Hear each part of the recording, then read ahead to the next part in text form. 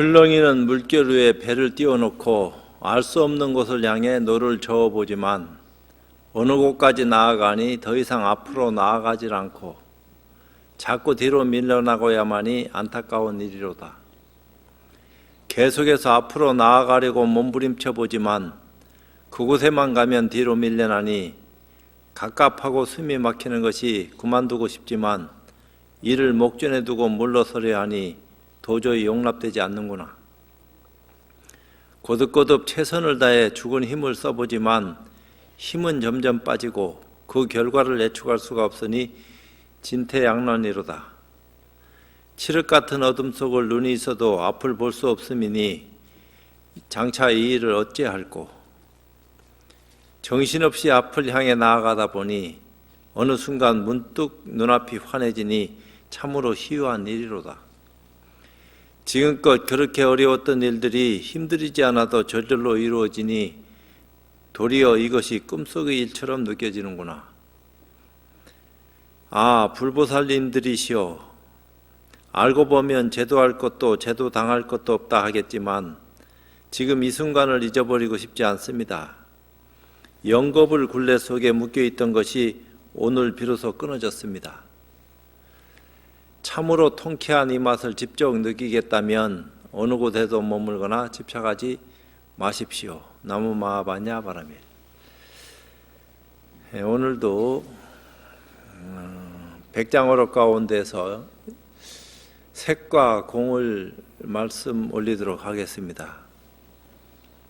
색과 공을 얘기하기 전에 색이 공과 둘이 아니다. 색이 공이고 공이 곧 색이다. 이런 얘기를 한 어떤 반야심경의 어떤 도리를 들어서 우리는 얘기를 많이 하는데 그 이치가 마치 허공 가운데 구름이 있는데 구름 따로 허공 따로 떼어놓을 수 있느냐 이렇게 말하는 것과 같다 이렇게 얘기하는 거예요.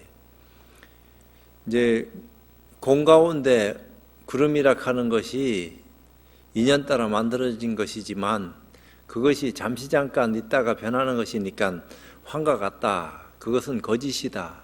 진실한 것이 아니다. 영원한 것은 아니다. 이런 얘기를 자꾸 합니다. 그렇다고 그것을 지금 눈앞에 있는 것을 없다고 얘기할 수도 없는 거고 있는 것은 분명히 있는 것이지만 그것은 실상의 어떤 입장에서 비춰봤을 적에 다 인연 따라 만들어진 그런 어떤 모습에 불과한 것이기 때문에 진실은 아니다. 잠시 잠깐 모양 쓰고 또 다른 모습으로 변해지는 그런 입장이 불과하다. 그렇지만 공이라 하는 것은 과거도 현재도 미래도 그 공의 어떤 입장은 둘이 있을 수 없다. 과거의 허공이나 미래의 허공이나 같은 모습이다. 거기는 시간과 공간이라 하는 개념이 다 끊어졌기 때문에 그 끊어진 개념 속에서 뭔가 변화가 일어나니까 시공이 만들어지고 만들어진 그 입장하고 만들어지기 전의 입장하고 같냐 다르냐 하는 어떤 입장만 얘기하는 건데 같다고 얘기해도 틀리고 틀리다고 얘기해도 틀린다 이렇게 얘기하면은 어떡하겠느냐. 이제 근데 그 어떤 입장들을 사실은 이치가 그런 건데 비밀도 아니죠. 그건 우리가 알지 못하고 있다가 그 까닭을 알고 계신 참 성자가 세상에 출현하셔서 모르는 사람들로 하여금 이치를 드러내고 실상은 이렇다 하는 어떤 모습을 다 낱낱이 밝혔으니까 뒤에 이제 그 입장들을 우리가 잘 알지 않으면 안 된다 하는 그런 모습을 얘기해요.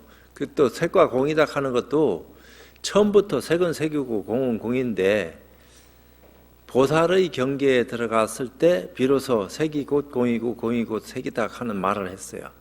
그러니까 반야심경은 부처님께서 금강을 설하실 적에 그게 이제 얘기가 된 건데 그 입장들이 이제 처음서부터 그렇게 얘기되어졌던 것은 아니에요.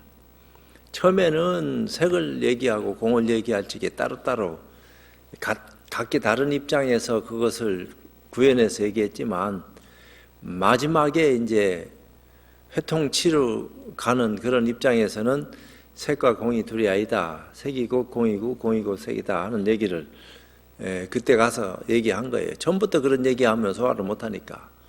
소화할 수 있는 분위기까지 만들어 놓고 그 위치에 올라간 사람들한테는 그 까닭을 열어서 얘기했다 이 말이에요.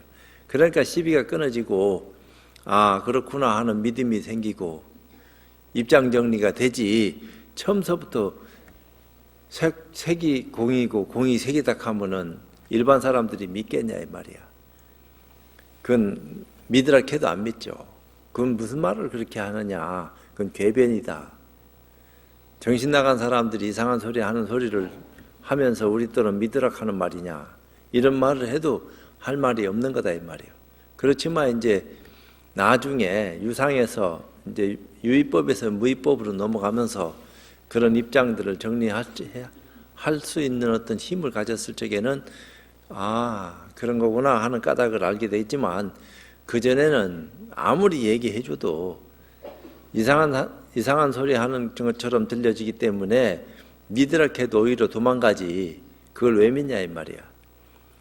색에 대한 올바른 가치관을 열어서 얘기하고 공에 대한 어떤 입장도 얘기하면서 그 실상을 다 드러내게 하고 나중엔 그걸 회통을 쳐서 둘이 아니다 하는 거 까닭을 얘기해 줄 때 비로소 아 이래서 이런 소리를 이렇게 했구나 하는 것을 알아듣지만 그러기 전에는 그런 말을 아무리 해줘봐야 어려운 소리처럼 들려져서 이해를 못하니까 처음부터 그런 얘기 할 수는 없다 이 말이에요. 그러니까 유의법에 관계되는 어떤 입장에서는 유의법의 어떤 입장을 낱낱이 처음부터 중간 끝까지 얘기를 하지만 무의법의 어떤 입장에서는 유의법의 어떤 입장을 비유로서 끌어다 대는 것은 몰라도 그것을 실제처럼 얘기하는 것은 다 허망한 소리를 하는 거에 불과한 것이니까 어리석은 소리다. 색과 같으나 모습의 색이 아닌 것을 일러 참된 색이라 하고 진짜 색 없는 색 이렇게 얘기하는 어떤 입장인지는 몰라도 공과 같으나 허공이 아닌 것을 일러 참된 공이라고 한다. 우리가 얘기하는 이 허공 가운데는 수소도 산소도 질소도 또 집도 산도 들도 강도 다 바다도 있지만 실질적인 공은 그런 공이 아니다. 완벽한 공이어서 그런 것들이 싹 사라진 태초의 공이다. 그러니까 시작도 그렇고 중간도 그렇고 끝도 그러한 공. 이제 그런 공을 일러서 과거, 현재, 미래가 없다. 이렇게 이제 우리가 지칭하는 건데 색과 공은 역시 병을 약으로 치료하는 방편의 말이다. 색이니 공이니 하는 말은 근본 진리의 당체에서 봤을 적에는 그것조차도 다 허망한 말인 줄 알지만 그것을 방편 삼아서 진리를 구현하기 위한 수단으로 삼았다. 이 얘기를 하는 거죠. 법계관에서 말했다. 색을 만난다고 말할 수 없으니 색을 만나는 것이 아니고 공을 만난다고 말할 수 없으니 공을 만나는 것이 아니다. 이제 주를 달아놨는데 청량진관이 쓴 대방광불 화엄경 수소연의초 제10권에 나오는 구절로 규봉종밀이 쓴 주화엄법계 법문에는 동일한 취지의 내용은 있으나 동일한 구절은 없다 하고 이제 주를 달아놓긴 했는데 색을 만난다고 말할 수 없으니 색을 만나는 것이 아니고 공을 만난다고 말할 수 없으니 공을 만나는 것이 아니다. 참 요상한 말을 했는데 도대체 그게 무슨 말입니까? 늘 그 속에 더불어 함께 마음을 쓰고 살면서도 도대체 마음이 무엇인지조차 모르고 우리는 살고 있으니까 불교에서는 마음 자꾸 마음을 얘기를 하지만 법의 입장에서는 마음조차도 허물이 된다고 이렇게 얘기하는 바이니까 그건 참 어떤 말을 우리가 손들어 줘야지 옳다고 얘기할 수 있겠느냐 쉽지 않은 거다 이 말이에요. 그러니까 이쪽의 말이든 저쪽의 말이든 또 다른 말이든 거짓이든 참된 것이든 다 소화를 해서 그것을 다 참 시비 없이 받아들일 수 있는 큰 안목이 필요하다. 과연 그럴 수 있느냐? 아니다 기다 하는 어떤 분별을 가지고 우리도 처음에는 엄청 시비하고 돌아다니고 저놈을 한번 꺾어야지 하는 생각을 가지고 여기도 가보고 싶고 저기도 가보고 싶고 어디에 공부 많이 한 선지식이 있다 하면은 가서 한바탕 붙어보고 싶은 마음도 없잖아 있었는데 그런 다 부질없는 생각이다 이 말이야. 그런 호성스님 일으키는 것도 까닭이 있어서 뭐 일으키겠지만 한 생각 돌이켜서 한참 지나고 난 뒤에 보니까 아이고 그때는 참 그렇게 할 수밖에 없는 시간을 가졌었고 이제 여유가 생기니까 그렇게 하는 사람의 어떤 입장을 이렇게 멀리서 지켜보면서 한때 나도 그랬었지. 빨리 그 짐을 벗어 던져야 되는데 아직도 못 벗어 던지고 아직까지 짊어지고 돌아다니면서 저렇게 헤매는구나.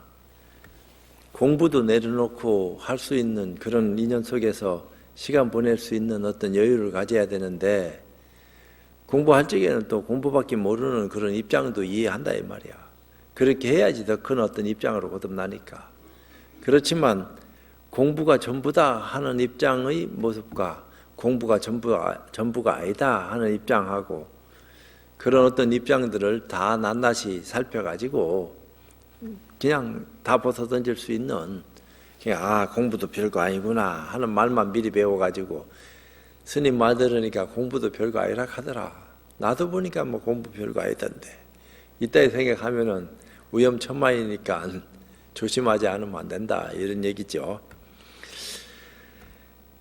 만들어지지 않은 계율도 이미 뭐 부처님이 정한 계율도 있고 뒤잇날 이제 인연 따라서 정해진 계율도 있지만 개정해 사막 이런 얘기를 하잖아요. 계율을 잘 지키면은 없던 것도 생겨나는 건데 계율을 잘못 지키면은 허물이 생겨서 뭐 과보가 그만큼 큰 거니까 지키지 않으면 안 된다 이렇게 얘기하지만 유의법에서는 지켜야 돼요.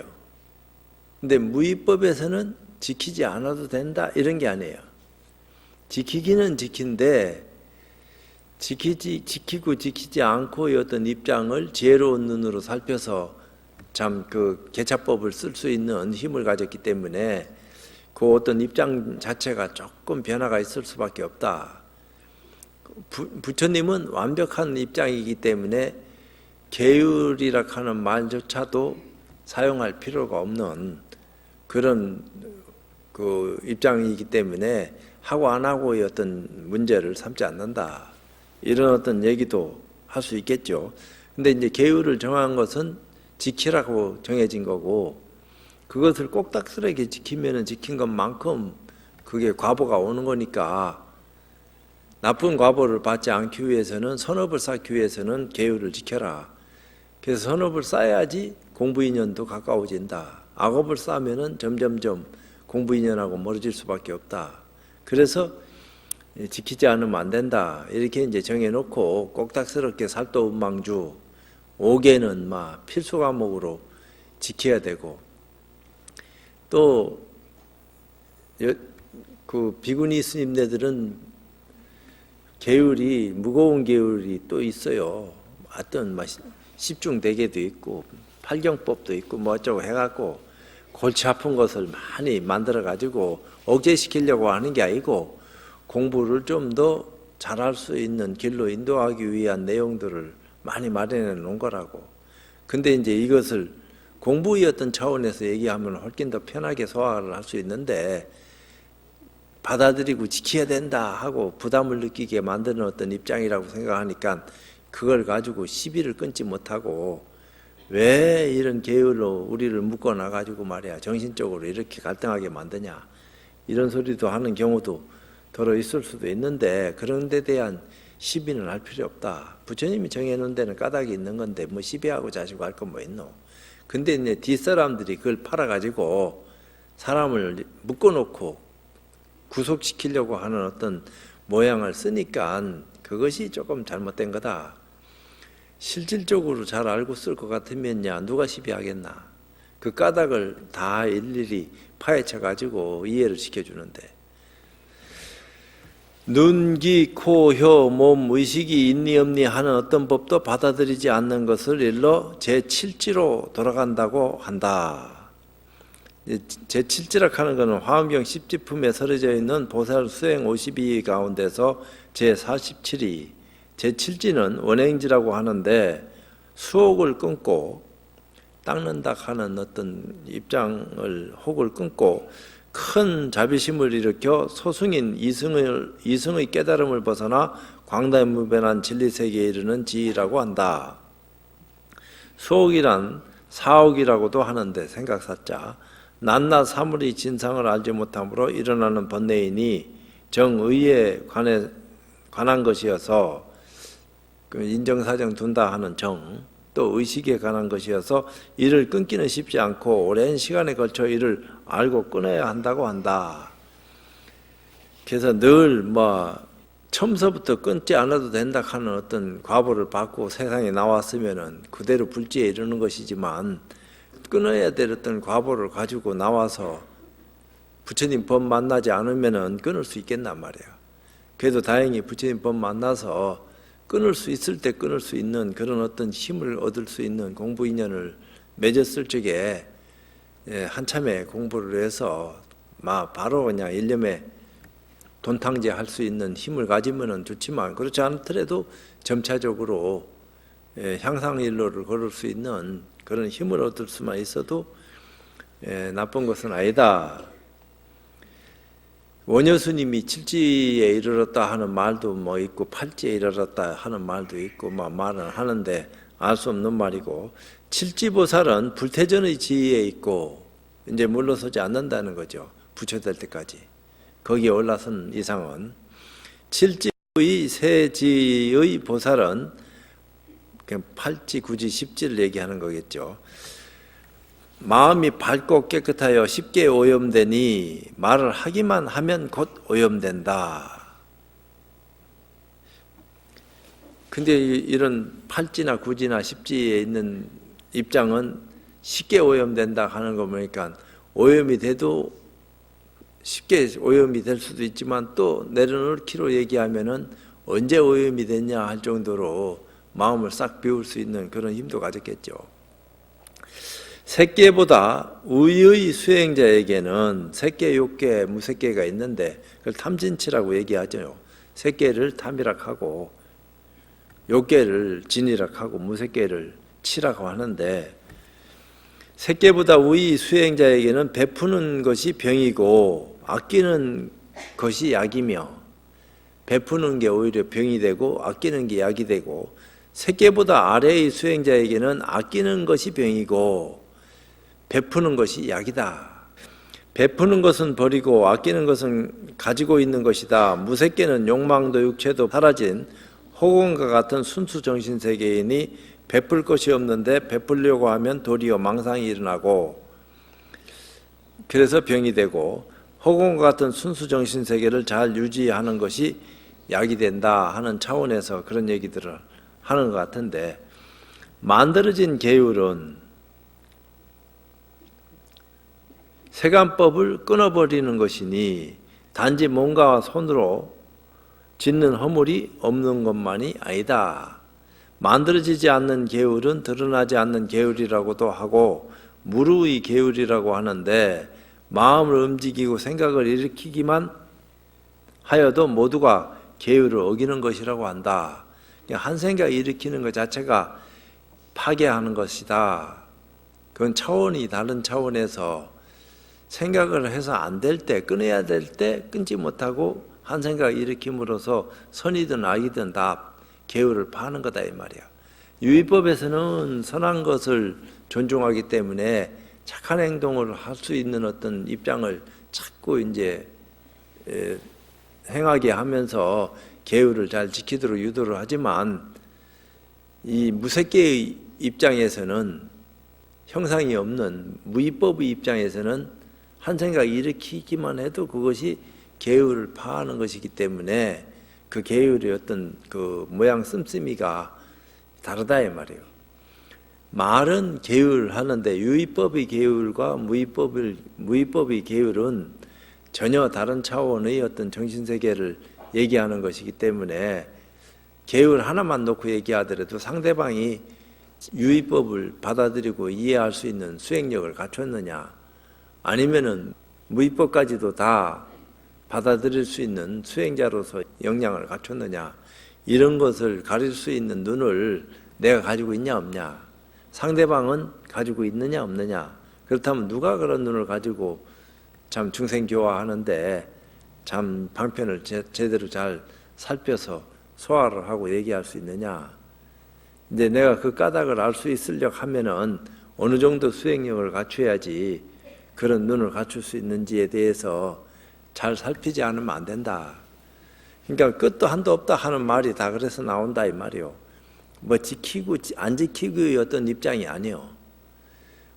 어떤 때는 지키는 것이 병이 되고 독이 되고, 어떤 때는 버리는 것이 약이 되고 하는 거니까 참 이게 참 쉽지 않은 얘기다 이 말이에요. 그것을 지혜로운 눈으로 소화를 해야 되기 때문에 지혜로운 눈을 뜨기 위해서는 어떻게 해야 되겠습니까? 내가 지금 그런 말들을 소화할 수 있는 힘을 못 가졌습니다. 소리는 듣는데 뜻을 소화를 못하니까 그 뜻 속에 무슨 뜻이 또 있는 것 같은데 어째서 딴 사람들은 소화를 하는 말을 나는 소화를 못하고 있는 것입니까? 그 까닭을 좀 나한테 이해를 좀 시켜주시고 그것을 넘어설 수 있는 길이 있으면 가르쳐서 내가 또 다른 눈을 뜰 수 있도록 기회를 주신다면은 최선을 다해서 한번 공부해 보겠습니다. 아, 착하다. 이래 됐다 이 말이요. 그럴 때 이제 인연을 베풀어 가지고 진짜 지혜로운 눈을 탁 떴을 적에 비로소 이런 눈을 뜨고 보라고 한 까닭이 여기 있었구나. 여태까지는 내가 무지몽매해서 그 까닭을 모르고 정신없이 뭐 내 기분 내킨 대로 말을 하고 행동하고 이래 살았는데 이제 보니까 전체를 볼 수 있는 힘을 내가 못 가졌기 때문에 이렇게 허망하게 살 수밖에 없었구나. 지혜로운 눈을 뜨기 위해서는 어떻게 우리가 마음 써야지 그런 눈을 뜰 수 있겠습니까? 그러니까 계율을 잘 지켜라. 첫째는 계율을 잘 지켜야 된다. 해야 될 걸 하고 해서 안 될 것은 하지 말아라. 그 대신에 이제 그런 어떤 유의법에서의 어떤 입장도 정확하게 질서를 가지고 지켜가야 되고, 또 다시 이제 무의법의 눈을, 지혜로운 눈을 떠서 참 방편으로 다 이런 얘기를 이렇게 하셨구나 하는 까닭을 안다고 하더라도 함부로 상대방의 어떤 입장을 잘 살펴가지고 말과 행동을 해야지, 상대방도 다 나 이상으로 되는 줄 알고 입장 정리해가지고 자기 소리 했다가는 상대방이 이해 못하는 소리를 하고 서로 오해가 생기니까 그런 쓸데없는 말은 해야 될 필요도 없다 이 말이에요. 그러니까 굉장히 일거수일투족을 쉽게 바라봐서는 안 되지만 척 보는 순간에 상대방의 어떤 입장들을 잘 살펴가지고 내용 정리할 수 있는 그런 모습을 우리가 지니고 써야 된다 이런 얘기를 해요.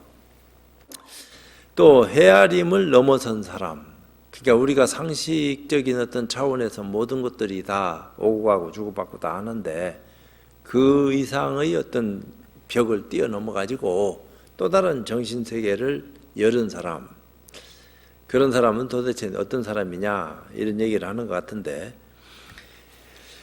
예컨대 지금 다만 온갖 있거나 없는 경계에 정신을 빼앗겨 헤매지 않고 그 눈앞에 펼쳐지는 어떤 차별 경계에도 정신 뺏기지 않고, 또 정신을 빼앗겨 헤매지 않음에 의지하여 머물지도 않고, 또 그렇다고 해서 정신 뺏기지 않는다 하는 그런 생각에도 머물지 않고 늘 담담하니 그런 마음의 여유를 가지고, 또 의지하여 머물지 않는다는 생각도 없다면 일러 두루 배운다고 하고, 그런 입장을 두루 배운다, 이미 그렇게 갈무리하고 있다, 부지런히 명심하여 지킨다고 하고 널리 유포시킨다고 한다, 그런 경지에 들어가야지 그런 일을 그렇게 할 수 있다, 이런 말을 하는 것과 같아요. 그러니까 눈앞의 경계에 분별심을 일으키지 않을 정도로 마음이 여여부동하냐.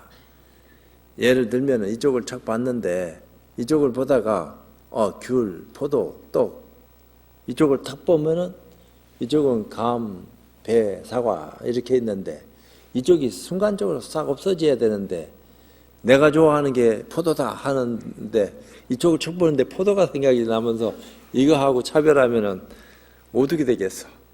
그러니까 좋든 나쁘든 좋은 것을 보고 있다가 나쁜 것을 봐도 좋은 것이 딱 사라지고 나쁜 것만 거울에 비친 것처럼 맑고 깨끗한 거울을 가지고 이쪽 비치면 이쪽만 보이고 저쪽 비치면 저쪽 보이는데 거울은 그렇게 작용하는데 머리는 이쪽 비치고 있으면서 저쪽 비치면은 이쪽 저쪽을 다 분별하네. 그러면서 좋다 나쁘다 크다 적다 길다 짧다 이런 것을 가지고 생각을 일으키다 보니까 거기에서 무슨 차별 경계가 자꾸 생겨난다 이 말이요. 근데 이제 그렇지 않고 턱 볼 때는 보지만 턱 보는 순간에 이걸 싹 내려놓고 이것만 볼 수 있을 정도로 그렇게 이제 깨끗하게 또렷하니 그렇게 동시에 다 보면 동시에 다 보고 하나를 보면 하나 보고 둘을 보면 둘을 보고 또 보면서도 보지 않으려고 하면은 전혀 그런 데 대해서 앞뒤 경계가 다 끊어진 것처럼 마음이 동하지 않고 참 유연하니 그렇게 담담한 어떤 모습을 지킬 수 있다면은 좋다 이 말이에요. 근데 우리는 훈습된 게 있어가지고 신문에 있는 글씨를 딱 읽다 보면은 그게 읽어진단 말이에요. 그냥 그림처럼 딱 찍혀서 그대로 정지된 모습으로 딱 보여지는 것이 아니고 생각이 그걸 가지고 들어와서 분별심을 일으킨다 이 말이에요. 글자를 자꾸 읽어 제낀다고. 읽어 제끼면서 그 내용이 무엇을 뜻하는지 처음에는 호기심을 가지고 자꾸 이제 글 배우면서 그런 거 분별하려고 하겠지만 이미 다 배우고 난 뒤에는 첫 보는 순간에 분별심이 먼저 촉촉 일어나니까 그런데 안 끄달려 갈 수 있을 정도로 마음을 담담하게 가질 수 있겠느냐? 쉽지 않다 이 말이야. 사람들이 의연하기가 어려워요. 그러니까 그런 어떤 의연한 마음을 가지고 쓸 수 있을 때 그래도 계율을 어지간히 참 잘 지킨다. 개정의 사막을 잘 닦았구나. 이렇게 말할 수 있겠지만 그렇지 않을 것 같으면은 아이고 한 가지도 못하는데 두 가지 세 가지를 말할 거 뭐 있겠나. 계속 저 지경이구나. 이런 소리 들을 수도 있겠지. 아직 깨닫지 못하고 아직 알지 못할 때를 일러 어머니라 하고 깨달아 밝아지면 일러 아들이라고 하는데 다시 깨달아 암도 없다는 생각조차도 없으면 일러 어머니와 아들이 모두 죽었다 하니 선이라는 얽매임도 없고 악이라는 얽매임도 없고 부처라는 얽매임도 없고 중생이라는 얽매임도 없고 헤아림도 그러하여 어떤 헤아림에도 얽매임이 전혀 없다. 본연의 모습은 당연히 그래야 되죠. 근데 이제 본연의 모습을 말할 적에는 당연히 그렇지만 지금 나의 입장에서는 그럴 수 있겠느냐? 그러니까 그럴 수 없습니다. 그럴 수 없으면 어떻게 해야 되겠습니까? 그렇게 되기 위한 노력을 해야 됩니까? 안 해도 되는 겁니까? 또 해야 된다 하면은 어떤 노력을 어떻게 해야지 그렇게 될 수 있겠습니까?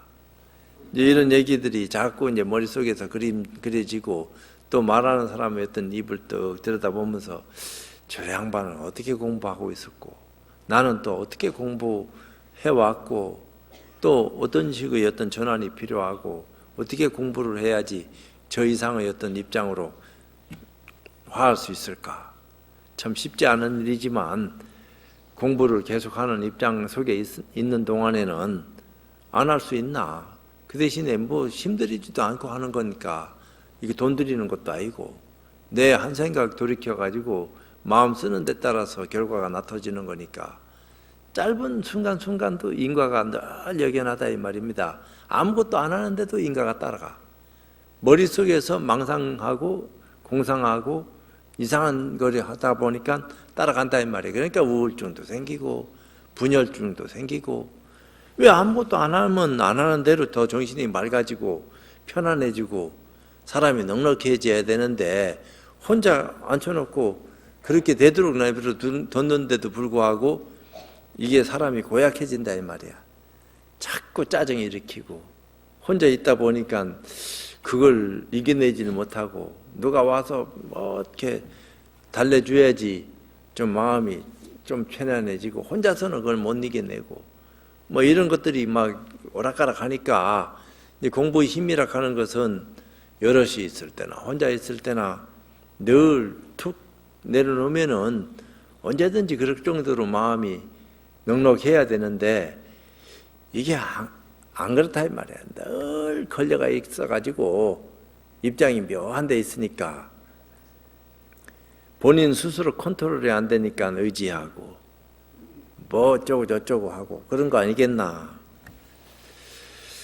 그러므로 말한다. 부처님은 얽매임을 벗어났고 헤아림을 넘어선 사람이다.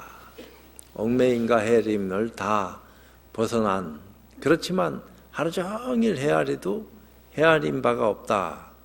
마치 허공에 새가 날라서도 그림자가 없는 것처럼 이제 그런 얘기를 하는데, 그러니까 과거 경호 스님이 그런 경지를 시험 안 해도 될 경지를 본인이 계속 시험하면서 이상한 짓을 했는데,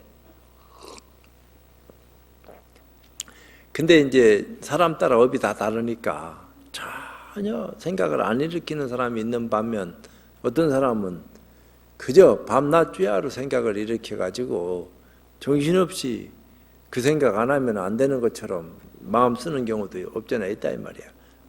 똑같은 장소에서 똑같은 어떤 모습을 쓰고 사는데 한 사람은 무관심한데 한 사람은 너무 관심을 많이 불러일으켜가지고 탈이다 이 말이야. 근데 어떤 게 더 잘나고 못난 거냐 이렇게 얘기하면은 관심 없는 것이 잘난 겁니다 이렇게 얘기할 수도 있겠지만 그건 아니다. 관심을 가진 놈이 더 잘난 놈일 수도 있다. 왜? 타고난 바탕 그 분상 자체가 똑같을 수가 없다 이 말이야. 일절.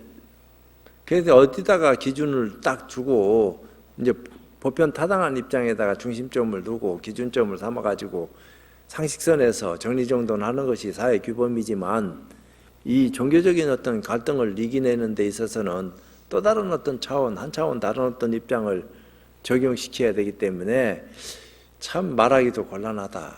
어떤 것이 옳은지 그런 것인지 어떤 경우는 상식선에서 전혀 왜곡 변질된 것 같은 어떤 입장을 가지고 그게 맞다고 얘기하는데 그 미친놈 집단 아니고서야 어떻게 저런 말을 할 수 있냐 이런 어떤 입장도 될 수 있다 이 말이야.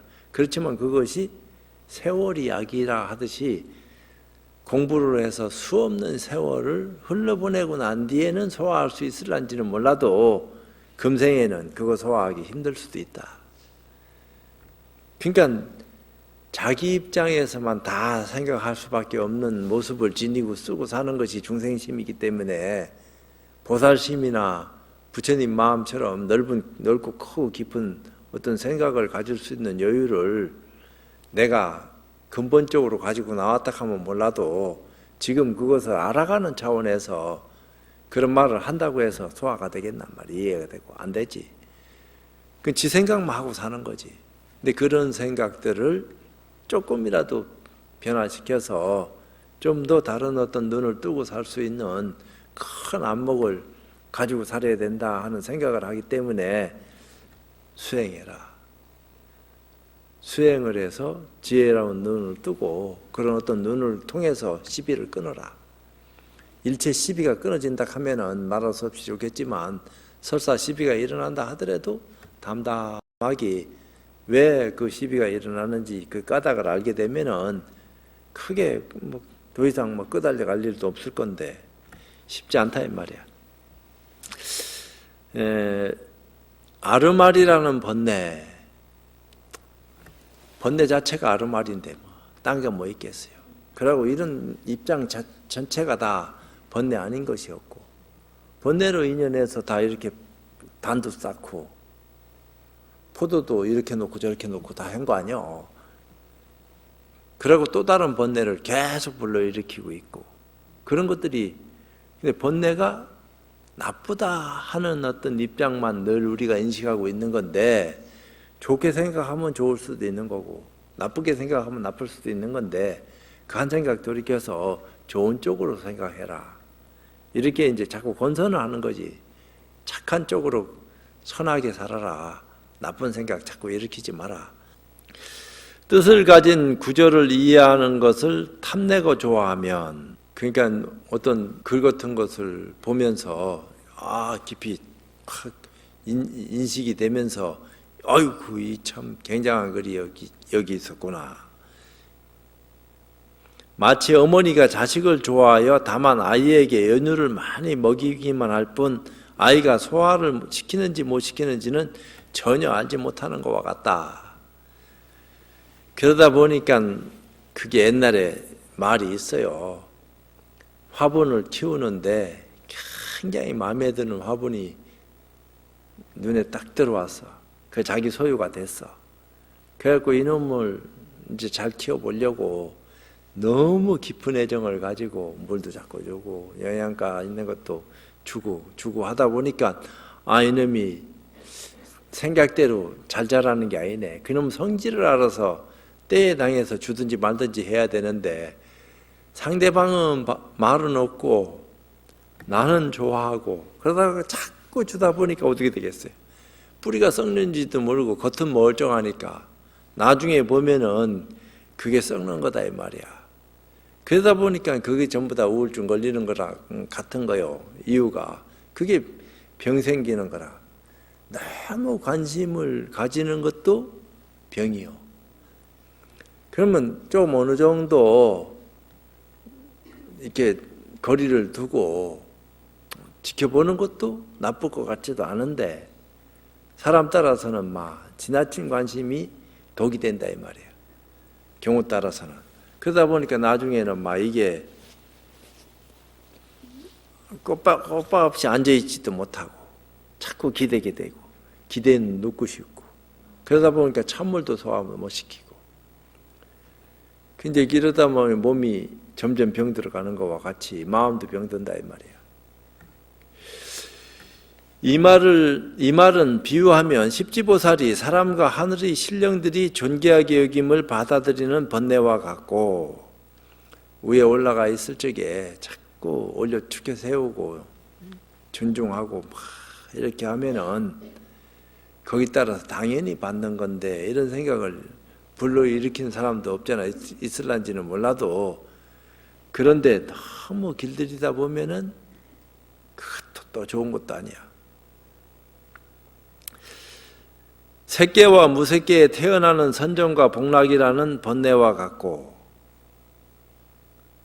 하늘로 날아오르고 숨기도 하고 나타나기도 하는 자유자재한 신통을 얻어 온 우주의 모든 불국토에 두루 이루면서 부처님의 설법을 듣지 못하는 번뇌와 같고 굉장한 어떤 입장인데도 자비사라는 인연을 배우는 번뇌와 같고 공평등 중도를 배우는 번뇌와 같고 삼명육통 사무예를 배우는 번뇌와 같고 대성의 마음으로 사홍서원을 내는 것을 배우는 번뇌와 같고 초지이지 삼지사지를 밝게 이해하는 번뇌와 같고 오지육지 칠지를 모두 아로마리로 보는 번뇌와 같고 팔지구지 십지의 보살이 이제를 진제 속죄하는 이제를 모두 비추어 보는 번뇌와 같고 나아가 부처님의 지혜에서 헤아릴 수 없는 온갖 좋은 행위를 배우는 번뇌와 같다.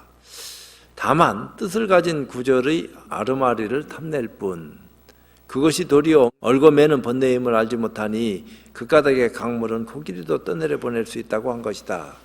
그러니까 좋은 구절을 자꾸 듣고 보고 배우다 보면은 거기에 천착을 해서 진짜 해야 될 걸 잊어버리고 그것이 자기가 해야 될 것이냐 착각을 하고 오해를 해서 야 묘하다 굉장히 시유하다 참 이런 말도 있었구나 이런 내용이 이 속에 또 감춰져 있었구나 하는 어떤 입장들을 정리하다 보면은 그것이 허물이 될 수 있다 이 말이에요.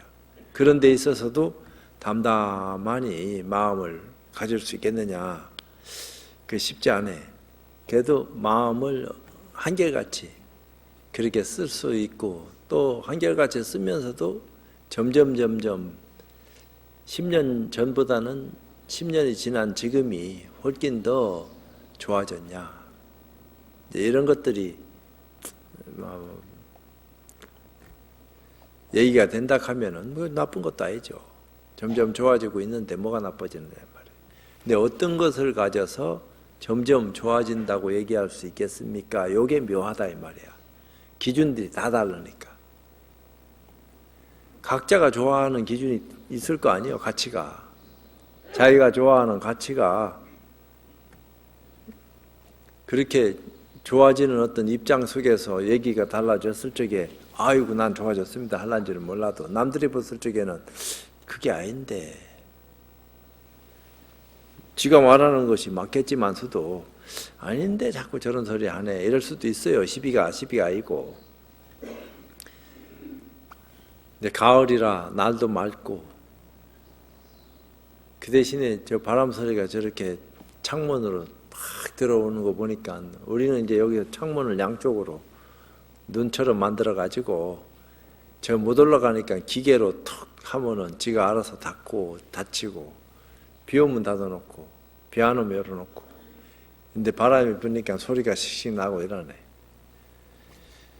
이제 그런 것도 지금 시대니까 그렇게 할 수 있는 것이 아니냐. 그것도 번뇌의 힘입니다. 번뇌망상이 이런 걸 만들었다 이 말입니다. 근데 그 번뇌망상을 좋은 쪽으로 사용하면은 늘 좋지만 그렇지 않을 것 같으면은 과보가 더 큰 것이니까 쉽지 않다. 어려운 소리입니다. 나한테도 어려운 소리인데 듣는 사람들은 얼마나 힘들고 어렵겠어. 근데 더 쉽게 얘기할 수 있는 분이 있으면은 언제든지 자리 양보할 수 있으니까 얘기를 해서 남들 마음을 편안하고 그런 참 소화하기 어려운 소리들을 더 쉽게 빨리 참 소화를 해서 공부 더 잘할 수 있게 만들어낼 수 있다 하면은 그런 분들이 세상에 많이 출연해서 이 사회를 빛냈으면 얼마나 좋겠나 이런 말씀 올리면서 법회 마치도록 하겠습니다.